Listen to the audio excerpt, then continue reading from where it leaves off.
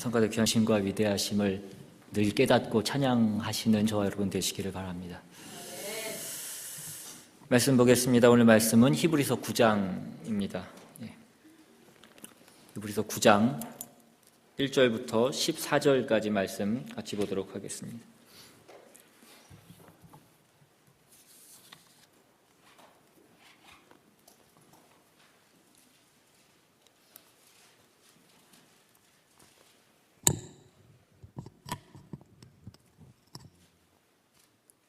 찾으셨으면 한 절씩 교독해서 읽겠습니다. 제가 먼저 읽습니다. 첫 언약에도 섬기는 예법과 세상에 속한 성소가 있더라. 예비한 장막이 있고 그 안에 금잔대와 상과 진설명이 있으니 이는 성소라 일컫고 또 둘째 휘장 뒤에 있는 장막을 지성소라 일컫나니 금향로와 사냥을 금으로 싼 언약궤가 있고 그 안에 만나를 담은 한 항아리와 아론의 쌍난 지팡이가 언약의 돌판들이 있고 그 위에 속죄소를 덮는 영광의 그룹들이 있으니 이것들에 관하여는 이제 낱낱이 말할 수 없노라. 이 모든 것을 이같이 예비하였으니 제사장들이 항상 첫 장막에 들어가 섬기는 예식을 행하고 오직 둘째 장막은 대제사장이 홀로 1년에 한 번 들어가되 자기와 백성의 허물을 위하여 드리는 피 없이는 아니하나니 성령이 이로써 보이신 것은 첫 장막이 서 있을 동안에는 성소에 들어가는 일이 아직 나타나지 아니한 것이라. 이 장막은 현재까지의 비유니 이에 따라 드리는 예물과 제사는 섬기는 자를 그 양심상 온전하게 할 수 없나니 이런 것은 먹고 마시는 것과 여러 가지 씻는 것과 함께 제제의 예물이며 하여할 때까지 맡겨둔 것이라. 그리스도께서는 장래 좋은 일의 대제사장으로 오사 손으로 짓지 아니한 것 곧 이 창조에 속하지 아니한 더 크고 온전한 장막으로 말미암아 염소와 송아지의 피로 하지 아니하고 오직 자기의 피로 영원한 속죄를 이루사 단번에 성소에 들어가셨느니라. 염소와 황소의 피와 및 암송아지의 죄를 부정한 자에게 뿌려 그 육체를 정결하게 하여 거룩하게 하거든 하물며 영원하신 성령으로 말미암아 흠없는 자기를 하나님께 드린 그리스도의 피가 어찌 너희 양심을 죽은 행실에서 깨끗하게 하고 살아계신 하나님을 섬기게 하지 못하겠느냐. 아멘. 기도하겠습니다. 하나님, 이 시간 주님의 말씀을 우리가 겸손한 마음으로 듣기를 원합니다. 주님의 말씀을 통하여서 우리의 신분이 무엇인지, 우리가 그 신분에 맞게 사는 것이 무엇인지를 다시 한번 깨닫게 주님 도와주시옵시고, 오늘 말씀을 통하여서 다시 한번 결단하고 말씀에 반응하는 우리 모두가 될 수 있도록 주님 역사하여 주시옵소서. 우리의 생각을 빼앗는 악한 것 틈타지 않게 주님 도와주시옵시고, 주님 말씀에 집중하며 주님께 집중하는 우리 모두 될 수 있도록 역사하여 주시옵소서. 감사드리고 예수님의 이름으로 기도드리옵나이다. 아멘. 예. 우리나라가 지난 주 23일에 무슨 일이 있었는지 혹시 아시나요? 예. 예? 지진은 그 전에 있었고, 예. 지진 때문에 원래는 그 전에 있기로 했던 그 대학 수학능력 시험, 예, 일명 수능이라고 하는 게 일주일 연기돼서 23일 날 수능 시험이 있었습니다. 이 중에도 수능 시험을 보신 분이 몇 분 계신 것 같은데, 저는 마지막 학력고사 세대라서 수능을 보지 않았고, 저 다음부터 1994년부터 아마 수능이라는 그 새로운 입시 제도가 도입이 돼서 그렇게 그 대학에 진학하는 것을 평가하는 시험으로 그렇게 치루어졌습니다. 그러니까 수학 능력 시험 수능이 도입되게 된 이유 중에 하나는 그 고등학교 교육이 입시 위주로만 되어 있는 것에 대해서 다시 한번 그 교육을 정상화시키자라는 그런 취지로 그 수학 능력 시험이 다시 도입이 됐습니다.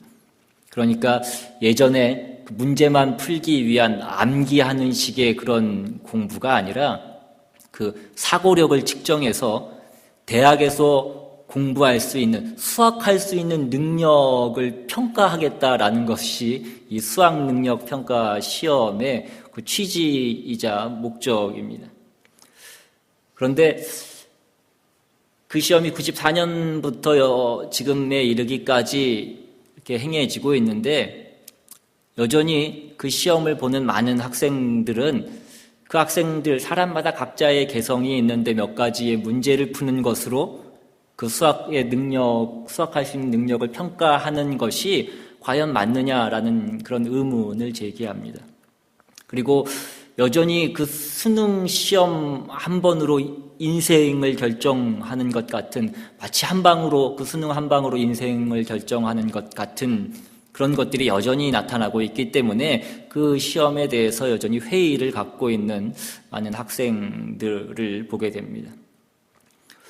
이번에 수능이 끝난 뒤에 그 이틀 뒤인 25일에는 대학생들을 상대로 이미 그 대학 입시에 그 고개를 넘은 그 문턱을 통과한 대학생들을 대상으로 그 수능 문제를 가지고 모의 수능을 보았다고 합니다.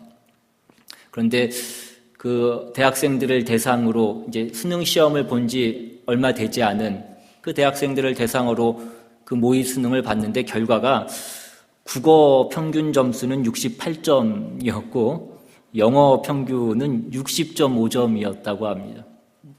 전 등급을 잘 모르겠는데 60점이면 영어 4등급에 해당하는 그런 점수라고 합니다.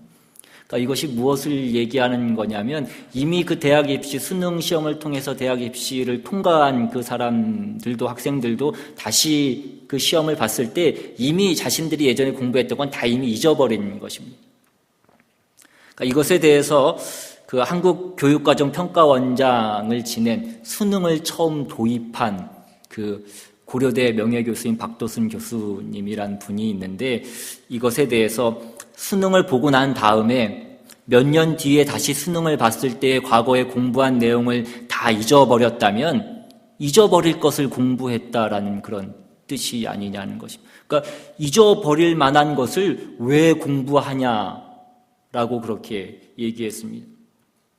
또한 그는 교육이라는 것은 못하는 사람들을 데려다가 가르치는 것이 원칙인데 지금의 수능은 학생들을 서열화시켜서 뽑겠다라는, 우수한 학생을 뽑겠다라는 것으로 교육을 포기하는 것과 같다라고 그렇게 얘기했습니다. 원래 수능이라는 것은 수능을 원래 도입했던 취지는 학생들의 적성을 검사하는 것이 취지였는데 이제는 그 수능이 학생들, 전국에 있는 학생들을 서열화시키는 것으로 쓰이고 있다라고 얘기하면서 그 수능 시험에 대해서 굉장히 회의적인 그런 발언을 한 것을 보았습니다. 오늘날 많은 그 교육 전문가들이 우리나라의 이 교육의 문제가 이미 무너질 대로 무너져서 더 이상 어떻게 손쓰기가 어려운 상태까지 이루어졌다라고 그렇게 입을 모아서 얘기합니다. 중고등학교 교육은 오로지 대학 입시를 위해서만 그렇게 존재하고 있고 대학에 들어가서도 대학 또한 취직을 위한 그 취직기관으로서 존재하고 있다라고 그렇게 얘기하고 있습니다. 그래서 오죽하면 교육을 살리기 위해서는 교육부부터 해체해야 된다라고 그렇게 그런 말을 하는 지경에까지 이른 것을 보게 됩니다. 오늘날 한국 교육에 있어서 교육기관이나 교육제도나 교육자들이 학생들을 올바로 교육시키는 것에 있어서는 제대로 기능을 발휘하지 못하고 있는 것이 분명하다는 것입니다. 제가 오늘 본문 말씀에 들어가기 전에 이 말씀을 드리는 것은 오늘 본문 말씀도 한마디로 얘기하자면 그 옛 언약이라고 하는 그 옛 언약으로 지칭된 율법으로는 그로 말미암은 그 제사로는 그 죄 가운데 있는 인간을 온전하게 할 수 없었다라는 것입니다. 그 죄 가운데 있는 하나님의 자녀들을 하나님 앞에 나아갈 수 있도록 할 수 없었고 그래서 하나님 앞에 나아가서 그 죄의 문제를 해결받을 수 있도록 하지 못했다라는 것입니다. 오늘날 우리나라의 그 교육기관과 교육 정책이 학생들에게 올바른 교육을 시킨 것이 아니라 그냥 서열화시켜서 그들을 평가한 것처럼 당시의 율법과 그 제사법이 사람들을 온전히 깨끗하게 한 것이 아니라 그저 율법을 얼마나 잘 지키는가 잘 지키지 못하는가 그것으로 사람들을 평가하고 사람들을 서열화시키는 것에 불과했다라는 것입니다. 오늘 본문을 보시면 본문 초반부에는 장막에 대해서 나오고 또 장막에 놓인 기구들과 그 기명들에 대해서 언급을 하고 있습니다. 그리고 6절부터 보시면 6절에서는 그 성막에서 이루어지는 제사장들의 그 직무, 섬김에 대해서 말씀하고 있습니다. 6절에 이 모든 것을 이같이 예비하였으니 제사장들이 항상 첫 장막에 들어가 섬기는 예식을 행하고 오직 둘째 장막은 대제사장이 홀로 1년에 한 번 들어가되 자기와 백성의 허물을 위하여 드리는 피 없이는 아니하나니 성령이 이로써 보이신 것은 첫 장막이 서 있을 동안에는 성소에 들어가는 길이 아직 나타나지 아니한 것이라. 오늘 이 말씀 가운데 중요한 것은 그 옛 언약 아래에서는 그 율법 아래에서는 1년에 단 한 차례 그것도 단 한 사람만이 그 둘째 장막 곧 지성소에 들어갈 수 있었다라는 것입니다. 여러분 지성소는 뭘 의미하냐면 하나님의 임재를 상징하는 곳이었습니다. 그러니까 지성소에 들어간다라는 것은 하나님을 만나러 들어가는 것을 의미하는 것입니다. 그런데 그 백성들의 죄를 속하기 위해서 그 백성들의 죄를 짊어지고 들어갔던 그 대제사장도 자신의 죄를 먼저 속하기 위해서 여러 가지 정결 의식을 행해야 됐고 또 피를 드리는 그 제사를 지내야 됐다라는 것입니다. 레위기에 보시면 이 대제사장이 지성소에 들어가기 전에 행해야 됐던 복잡한 그런 정결 의식들이 나와 있는 것을 보게 됩니다. 그 복잡한 정결 의식을 행하고 또 피로 드리는 그 제사를 지내고 나서야 그 제사장은 지성소에 들어갈 수 있었고 또 거기서도 백성들을 위한 또 그 피의 제사를 드려야만 됐던 것입니다. 그런데 그 모든 것, 그 복잡한 예식들과 그 제사, 그 피를 뒤집어 쓰는 제사를 드렸던 그 모든 것의 결론이 무엇이었냐? 오늘 8절에 보시면 성령이 이로써 보이신 것은 첫 장막이 서 있을 동안에는 성소에 들어가는 길이 아직 나타나지 아니한 것이라 라고 그렇게 말씀합니다. 여기서 말하는 성소에 들어가는 길이라는 것은 하나님께 나아가는 길을 의미하는 것입니다. 하나님을 만나는 그 길을 얘기하는 것입니다. 그런데 성소에 들어가는 그 길이 나타나지 않았다라는 것은 그때의 율법과 그 제사법으로는 하나님께 나아갈 수 없었다라는 것입니다. 하나님을 만날 수가 없었다라는 것을 얘기하는 것입니다. 그렇다면 하나님을 만나지 못하는 것, 하나님을 만날 방법이 없었다라는 것이 무엇을 의미하는 것이냐? 왜 그것이 그렇게 중요한 것이냐? 그 뒤에 이어지는 9절에 보시면 이 장막은 현재까지의 비유니 이에 따라 드리는 예물과 제사는 섬기는 자를 그 양심상 온전하게 할 수 없나니. 뭐라고 말씀하고 있습니까? 그 섬기는 자를 그 율법과 그 의식대로 제사를 드리는 자를 양심상 온전하게 할 수 없다라고 말씀합니다. 양심상 온전하게 할 수 없다라는 것은 온전한 제사함을 받지 못한다라는 것을 얘기하는 것입니다.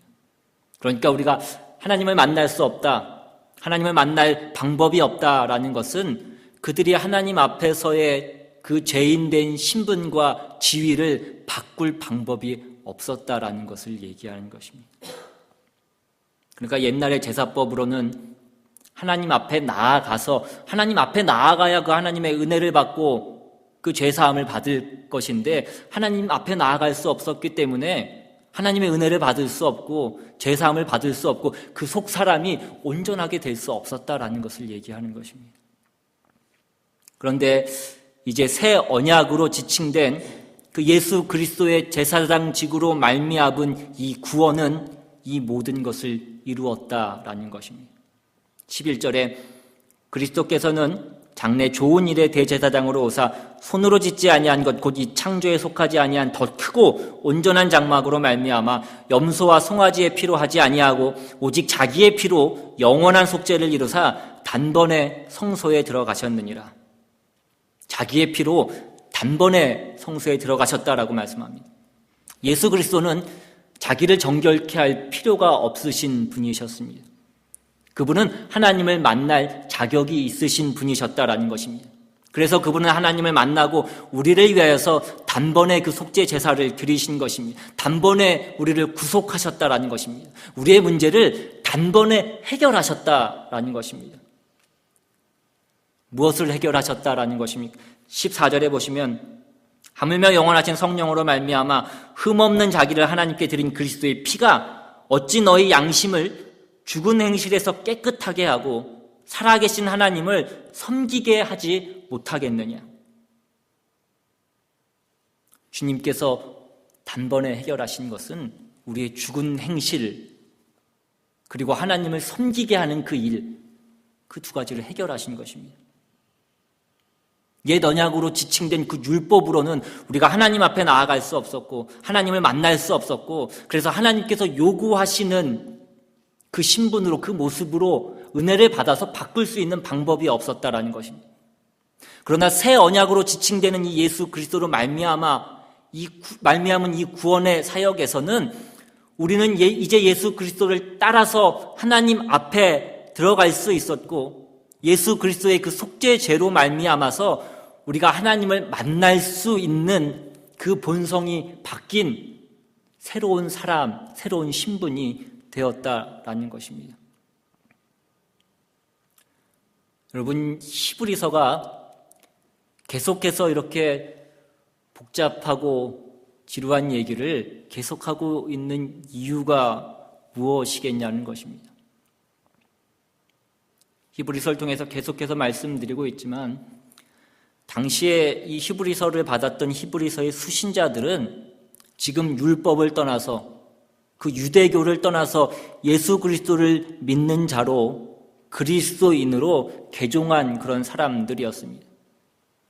그런데 예수를 믿는 것이 옛날에 율법을 갖고 있고 눈에 보이는 그 제사를 드리는 것에 비하여서 도무지 나은 것이 보이지 않더라는 것입니다. 현실적으로 그 삶에 어떤 형통한 보상도 없고 또 눈에 보이는 무엇이 없더라는 것입니다. 여러분, 타락한 인간의 본성이라는 것은 종교도 부족 같은 것을 원하고 뭔가 규칙이 있는 것을 더 좋아하게 되어 있습니다. 그러나 예수 그리스도로 말미암아 우리에게 허락된 이 새 언약의 핵심은 우리의 본성이 바뀌었고 하나님의 사람으로 우리가 거듭났다라는 것이지 눈에 보이는 어떤 현실 가운데 어떤 증거가 나타나고 우리가 살고 있는 현실에서 어떤 형통한 것으로 보상이 주어지는 것은 아니라는 것입니다. 거듭 강조하는 바와 같이 우리가 신자된 그 자랑과 그 특권과 그 보상이 뭐냐 할 때에 우리가 옛날에 그 죄를 사모하고 죄 가운데 살면서 죄를 즐거워하던 그 더러운 사람으로부터 이제는 우리가 하나님을 기뻐하고 의와 거룩을 추구하는 새 생명으로 우리가 거듭났다라는 그 사실 자체가 우리의 보상인 것이지 우리가 사는 이 현실 가운데 어떤 형통함이나 우리의 욕심을 추구하는 것으로 나타나지 않는다라는 것입니다. 그래서 성경은 우리에게 이렇게 가르칩니다. 예수 그리스도로 말미암는 새 언약의 열매된 우리의 특징이 무엇이냐? 우리의 자랑이 무엇이고 우리의 보상이 무엇이냐? 마태복음 5장으로 가시면 성경은 우리에게 이렇게 말씀합니다.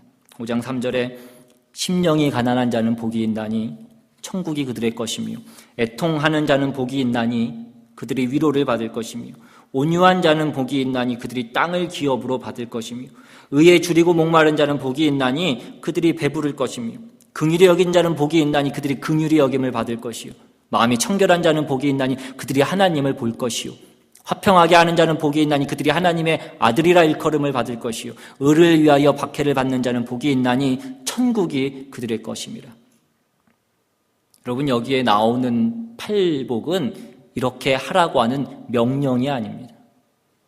여러분, 이것은 예수 그리스도로 말미암아서 그 새 언약의 수혜자가 된, 하나님의 자녀가 된, 하나님의 백성이 된 그 열매인 그 하나님의 백성들의 새로운 심적 상태를 얘기하는 거예요. 영적인 상태를 얘기하는 것입니다. 여러분, 세상은 이렇지 않습니다. 세상은 심령이 가난하지 않다는 것입니다. 오늘날 이 시대를 사는 성도들이 지금 이 히브리서가 필요한 이유가 뭐냐라고 할 때에, 당시에 히브리서를 받아야 했던 그 초대교회 성도들이 율법을 떠나서, 유대교를 떠나서 예수를 믿은 것의 보상이 무엇이었냐라고 했다면, 오늘날 성도들은 세상을 놓고 세상을 등지고 예수님을 선택한 것의 보상이 무엇이냐라고 자꾸 묻고 있기 때문에 오늘 이 히브리서가 오늘날 성도들에게 필요하다라는 것입니다. 세상 사람들이 세상을 믿고 사는 것에 비해서, 더럽게 살고 추하게 살고 속이고 사는 것에 비해서, 내가 착하게 살고 내가 양보하고 살고 내가 거룩하게 살면 하나님 뭔가 우리에게 보상을 해줘야 되시지 않겠냐라는 것입니다. 그런데 우리가 신앙생활하면서 경험해서 알듯이, 우리가 거룩하게 살고 우리가 전심으로 하나님을 따라가면서 살려고 노력하지만 우리의 삶 가운데 눈에 보이는 어떤 형통한 것이 주어지지는 않더라는 것입니다.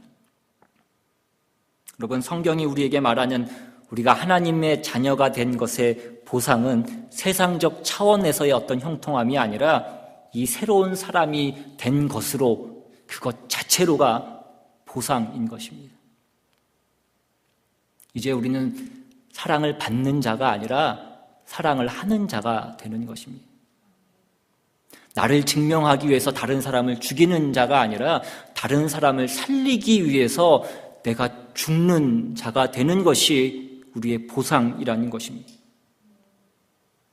우리가 이것을 모르면 우리는 제대로 된 신앙생활을 할 수가 없는 것입니다. 우리는 근본적으로 신앙이라는 것이 무엇인지를 다시 한번 점검해 볼 수 있어야 됩니다. 우리는 다른 사람들이라는 것입니다. 우리는 심령이 가난하고 온유하고 애통하고 의에 줄이고 목마른 자들인 것입니다. 자기의 자존심을 채우고 자기의 승리를 위해서 생존 경쟁을 하는 세상 사람들과는 근본적으로 다른 사람들이라는 것입니다. 헛된 것을 구하고 하나님이 있는 것을 알지 못하고 하나님이 우리에게 원하시는 그 의와 거룩과 진리를 추구하는 것을 모른 채 하는, 죄를 사모하는 사람들과는 다르다라는 것입니다. 그러나 우리의 신앙이 이렇게 다름에도 불구하고 우리가 세상 가운데 실패하는 이유는 무엇이냐, 이것입니다. 우리가 살고 있는 이 세상이 우리가 이렇게 사는 것을 인정하지 않기 때문인 것입니다. 그래서 우리는 이 문제에 대해서 늘 점검해야 되는 것입니다. 세상이 우리가 누군지를 점수 매기는 것이 아니라 하나님이 우리가 누구신지를 정하시고 요구하시고 채점하신다는 것입니다. 우리가 이것을 놓지 말아야 된다는 것입니다. 오늘날 우리들의 신앙생활의 수준이 이렇게 낮아진 이유가 무엇이냐는 것입니다. 교회가 성도들의 신앙생활의 초점이 무엇인지에 대해서 제대로 말하지 않고 요구해야 될 그 신앙의 핵심을 요구하지 않았기 때문이라는 것입니다. 교회는 성도들이 거룩하게 살게 해야 되는 것입니다. 우리가 하나님의 자녀라는 것을 늘 기억하게 하고 자녀답게 그 신분에 맞게 살도록 해야 되는 것입니다. 우리가 다른 존재라는 것을 강조해야 된다는 것입니다. 그런데 그런 것은 안 하고, 그런 것은 상관없고 그냥 돈만 내면 잘한다라고 얘기하는 것입니다. 11조 생활하면 잘하는 것이라고 얘기하고 교회에서 몇 가지 일하면 잘하는 것이라고 얘기하기 때문이라는 것입니다. 오늘날 교회가 사업하기에만 바빠졌다라는 것입니다. 우리 교회가 다른 교회보다 낫다라는 것을 증명하기에만 바빠졌다라는 것입니다. 우리가 예수를 믿는 것이 다른 사람보다 우월하다는 것을 증명하는 쪽으로 자꾸 가고 있다라는 것입니다. 여러분, 성경은 그렇게 얘기하고 있지 않습니다. 우리는 세상적 차원에서 보면 지고 망하고 감추어져 가는 것이 맞다라는 것입니다. 세상 사람들의 눈으로 보면 우리가 예수를 믿는 것의 보상이 무엇인지 그것이 잘 보이지 않고 그것이 의아스러운 것이 맞다라는 것입니다. 여러분, 우리가 예수 믿는 것에 대한 보상은 믿는 자들밖에 모르는 것입니다. 믿지 않는 그 세상이 그 예수 믿는 자들의 보상이 무엇인지를 볼 수 없는 것이 맞다라는 것입니다. 여러분, 사랑은 받는 자보다 주는 자가 더 행복한 것입니다. 여러분, 해보셔서 아시지 않습니까? 여러분, 짝사랑 예전에 안 해보셨습니까? 보시면 짝사랑하기에 괜찮은 조건을 가지신 분들이 계시는데 우리가 해보신 분들은 알지 않냐라는 것입니다. 그런데 그것은 해보지 않으면 알 수 없는 것입니다. 여러분, 자식과 부모 중에 누가 더 행복합니까? 자식이 더 행복합니까? 아니면 부모가 더 행복합니까? 집안 따라 조금 다를 수는 있지만 대체적으로는 부모가 더 행복합니다. 저희 교회에서도 우리 진만 형제님이나 원 형제님 보면 그 지수하고 희수를 보기만 해도 그 얼굴에 미소가 번지고 행복함을 느끼고 뭘 해서가 아니라 그냥 보기만 해도 얼마나 기뻐하는 그 모습을 볼 때가 많이 있습니다. 왜 그렇습니까? 부모는 자식을 사랑하지만 자식은 부모만큼 부모를 사랑하지 않기 때문에. 우리가 그것을 어떻게 알 수 있습니까? 부모는 자식을 보면서 때로 가슴이 찢어지지만 자식은 부모 때문에 가슴이 찢어지지 않는다는 것입니다. 자식은 부모에게서 뺏어갈 것만 뺏어가고 얻어갈 것만 얻어가고 말은 듣지 않습니다. 그러나 늘 뺏기고 손해보고 때로는 자식에게 욕을 먹으면서도 그 부모가 행복한 것은 부모는 자식을 사랑하기 때문이라는 것입니다. 그러나 그 부모가 자식을 통하여서 보상을 얻으려고 하는 그 순간 그 부모는 행복을 잃어버리게 되어 있습니다. 오늘 율법 아래 옛 언약의 상태 아래에 있는 사람들과 새 언약의 은혜를 입은 자들과 어떻게 차이가 나는지 그 팔복 뒤에 나오는 내용들을 보면 이렇게 되어 있습니다. 마태복음 5장 21절에 옛 사람에게 말한 바 살인하지 말라 누구든지 살인하면 심판을 받게 되리라 하였다는 것을 너희가 들었으나 나는 너희에게 이르노니 형제에게 노하는 자마다 심판을 받게 되고 형제에 대하여 나가라 하는 자는 공회에 잡혀가게 되고 미련한 놈이라 하는 자는 지옥불에 들어가게 되리라. 여러분, 율법은 우리의 마음에서 미움을 뺏어갈 수가 없습니다. 율법은 살인을 했느냐 하지 않았느냐 그 기준을 세우는 것에 불과하다라는 것입니다. 살인을 했으면 살인자요, 하지 않았으면 살인자가 아닌 것입니다. 그러나 그의 마음에서 그 살인이라는 열매를 맺게 하는 그 마음 가운데 있는 미움과 시기를 없애지는 못한다라는 것입니다. 그것을 없애고 그 마음 가운데 사랑을 심어줄 수는 없다라는 것입니다. 그런데 예수님 말씀하셨습니다. 나는 너희에게 이르노니 형제에게 노하는 자마다 심판을 받게 될 것이다. 이제 새 언약 아래 하나님의 백성으로 살게 된 자는 살인을 했느냐 안 했느냐 그 문제가 아니라 미움이냐 증오냐 그것으로 판단받게 된다라는 것입니다. 이것이 새 언약의 내용이고 하나님께서 처음부터 율법으로 모형했던 우리에게 주시려고 했던 진정한 구원이라는 것입니다. 27절에 또 간음하지 말라 하였다는 것을 너희가 들었으나 나는 너희에게 이르노니 음욕을 품고 여자를 보는 자마다 마음에 이미 간음하였느니라. 간음했느냐 안 했느냐가 문제가 아니라 그 마음이 거룩하냐 그렇지 않느냐가 문제라는 것입니다. 율법으로는 이것을 만들어낼 수 없었고 그렇지만 지금 우리는 이미 이것을 소유하고 있다라고 말씀하고 있는 것입니다. 38절에 또 눈은 눈으로 이는 이로 갚으라 하였다는 것을 너희가 들었으나 나는 너희에게 이르노니 악한 자를 대적하지 말라. 누구든지 내 오른뺨을 치거든 왼편도 돌려대며. 눈은 눈으로 이에는 이로 그 정당한 보상을 요구하는 것도 충분하지 않다. 거기서 더 가라는 것입니다. 사랑으로 하라고 말씀하고 있습니다. 오른뺨을 맞으면 왼뺨도 돌려대라고 말씀하고 있습니다. 43절에 또 내 이웃을 사랑하고 내 원수를 미워하라 하였다는 것을 너희가 들었으나 나는 너희에게 이르노니 너희 원수를 사랑하며 너희를 박해하는 자를 위하여 기도하라. 이같이 한즉 하늘에 계신 너희 아버지의 아들이 되리니. 이것이 새 언약의 내용이고 새 언약으로 말미암은 우리에게 허락된 구원이 가지는 내용들이라는 것입니다.